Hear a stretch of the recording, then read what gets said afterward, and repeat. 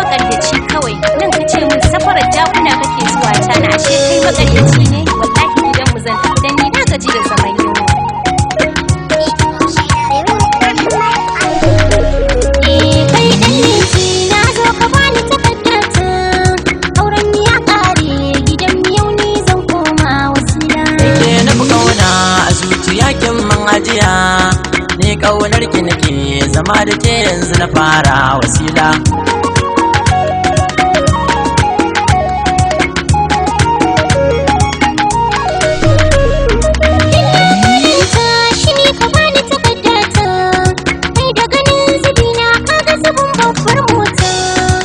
Nazari komai ina miki karki wulakanta da safa gaban baki da rana dan mutum ya zanyi wasila.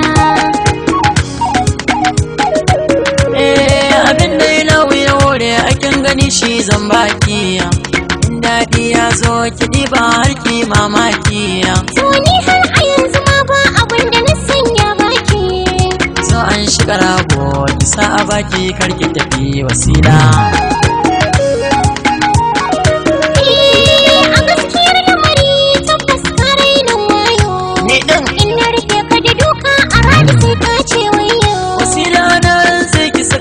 Ko kuma naushe in kawo kai in ka fusata ni alƙur'an zan ji ma ciwo ni wasila.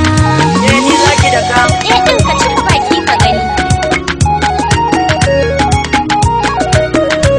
To kada ki ganki da tumbi jibge ki tamkar fanke ni mai kashi ɗaya ne shagon bago ma na doke ni bola da kike gani shi ma inuwa ta ayyafake saboda ka doke su kake tunanin zaka bige wasila. Alƙur'an ki zo ki gani ya san sai jikin ki ya gaya min.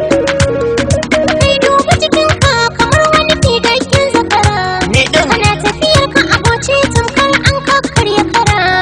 A ƙauyen nan fannin wanka aini ne na gagara In ma ban da kaddara a jikin ka ban ga abin so ba wasila.